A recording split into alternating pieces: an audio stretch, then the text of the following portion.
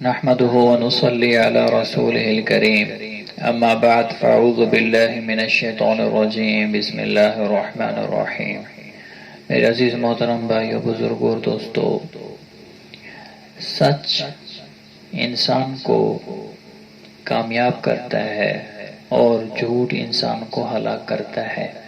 ایک وکیل تھے، تبلیغ میں لگے، وکالت کے اندر کیونکہ جھوٹ ہی جھوٹ ہوتا ہے کہ جھوٹ سب سے بڑا جھوٹ، بہت جھوٹ چلتا ہے وکالت کے اندر۔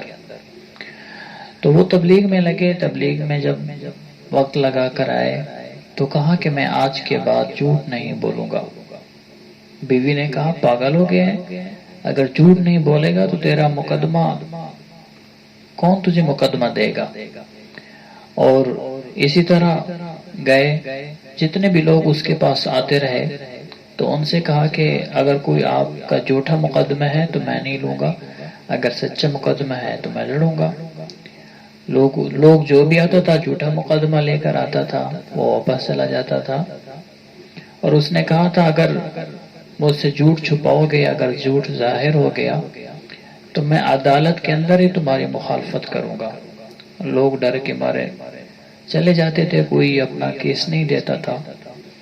اسی طرح کرتے کرتے اور وکیلوں نے ان کا مذاق اڑانا شروع کر دیا کہ یہ بیوقوف بن گیا، پاگل بن گیا، یہ تو مجنون ہو گیا کہ کہتا ہے میں جھوٹ نہیں بولوں گا۔ اب دیکھو بیٹھا ہوا ہے، وہ بیچارہ صبح سے آتا شام تک، ایک بھی ایسا مقدمہ نہیں آتا تھا اس کے پاس جو سچ پر مبنی ہوتا۔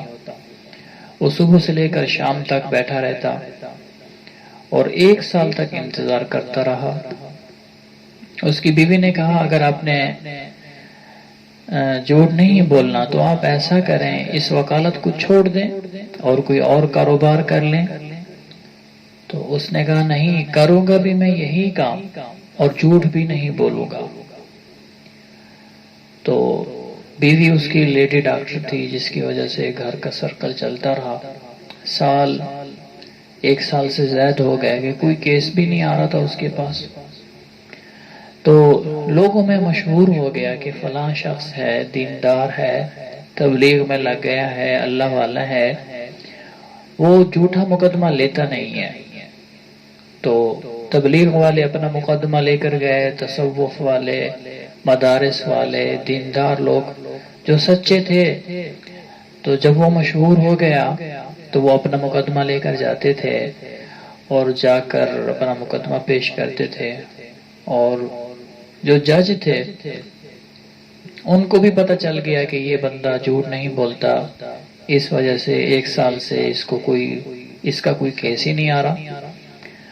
تو جج اس کا مقدمہ سنتا اور اس کے حق میں فیصلہ دے دیتا۔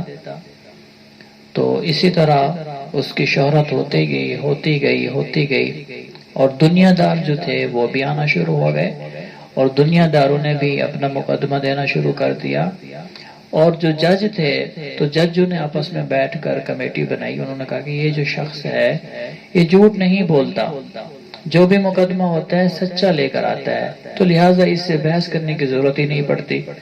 تو جب یہ کوئی لے کر آئے مقدمہ، جب بھی آئے تو فیصلہ اسی کے حق میں سنا دیا جائے۔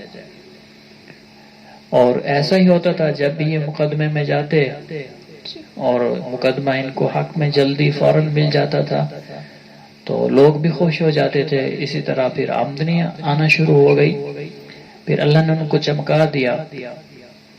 پھر ججوں کے اندر ایک جج کی ضرورت پڑی تو اللہ سبحانہ وتعالی نے ان کو جج بھی بنا دیا۔ جو جج تھے انہوں نے کہا کہ یہ دیندار ہے، نیک ہے، ہم اس کو جج بناتے ہیں۔ سبحان اللہ۔ جو پہلے وکیل تھا اور مثال کے طور پر 5 لاکھ روپیہ ماہانہ کماتا تھا، جب سچ بولنا شروع کر دیا تو 10 لاکھ روپیہ ماہانہ، 10 لاکھ سے زیادہ کمانا شروع کر دیا، اور اس سے بڑھ کر پھر جج بن گیا اور ترقی ہو گئی۔ اسی لیے جو سچ ہے انسان کو نجات دیتا ہے اور جو جھوٹ ہے انسان کو ہلاک کرتا ہے۔ تو آج سے ہم تہیہ کریں، ہم سچ بولیں گے، جھوٹ نہیں بولیں گے۔ سچ بولتے ہوئے اگر دنیا بھی جاتی ہے تو جانے دیں، لیکن آخرت کو نہ جانے دیں۔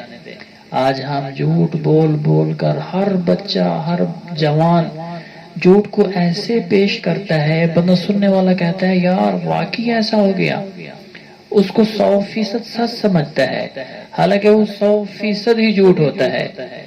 تو میرے عزیزو آج سے تہیہ کریں، ہم سچ بولیں گے، جھوٹ نہیں بولیں گے۔ اللہ پاک ہمیں سچ بولنے کی توفیق عطا فرمائے اور جھوٹ سے نفرت عطا فرمائے۔